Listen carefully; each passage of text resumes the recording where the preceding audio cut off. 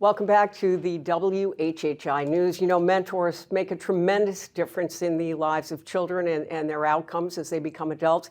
There's a program known as Real Champions Incorporated. The executive director is Dr. Carl Martin, here to tell us about it via Zoom. What do you do, Carl? Well, thank you, first of all, for letting me be interviewed. I appreciate the time with you.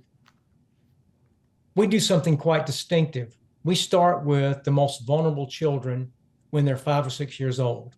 And we place a full-time paid advocate mentor that we train and who's a professional, and they start with that family. And our goal is that we stay with that child and their family till they graduate high school. And we don't care if they become a good citizen, go to the military, step into the next level education, or get a great job in South Carolina, but we don't think they can make it to that level without having somebody else navigating life with them. I want to ask you, how do families react if there is a child at risk or things are going on in the home that are difficult? Do they welcome you with open arms? Are they hesitant? How do you actually build that trust so that mentor can really build a bond with the family? With the most vulnerable families, it takes a long time to build that trust, longer than you might imagine. The real difficulty in our world is the most vulnerable children live in deep poverty. They're isolated. Their lives are chaotic, things unstable, totally chaotic. So they don't have a childhood. So we take our time with the families. We have intake forms where 2 of our advocate mentors will visit the family after they are referred by the school district or DSS. And we take our time to find out if the child really should be in our program. Some children do not. We are not professionals that can help children on the spectrum at all, but we are just normal advocate mentors, professionals who work closely with the family, but in total support with what the family does to be an advocate. And that's why really we call our mentors advocate mentors.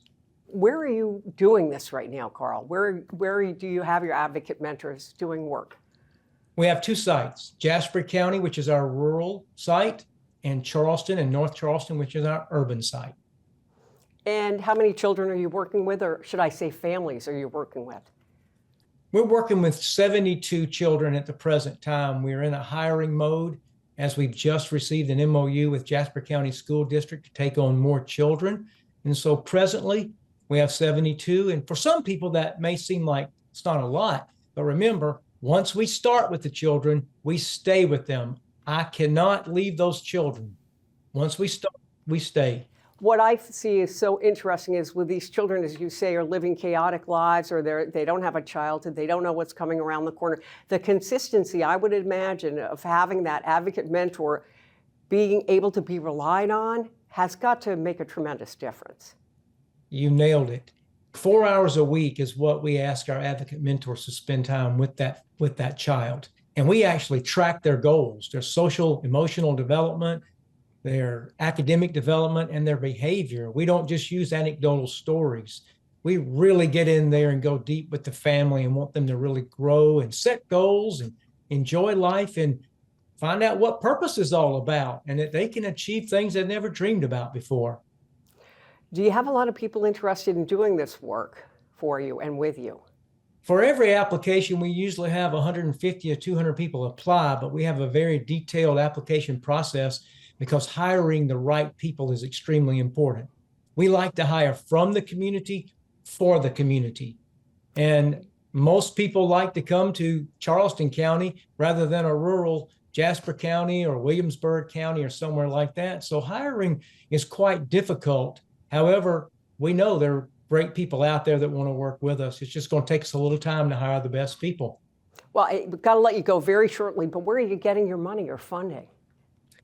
Well, from individual donors. 81% of our money comes from individual donors, and many, many people on Hilton Head have helped us. Ned McNair is co-founder. He was with Sea Pines, and so he helped us start. He and I co-founded Real Champions. He still lives on the island, and through both of our networks individually, churches do give us some money, corporations give us money, local businesses give us money, and family foundations.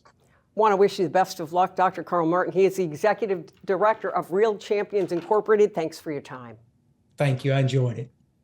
And that's going to do it for this edition of the WHHI News. I'm Allie McNair. We'll see you the next time.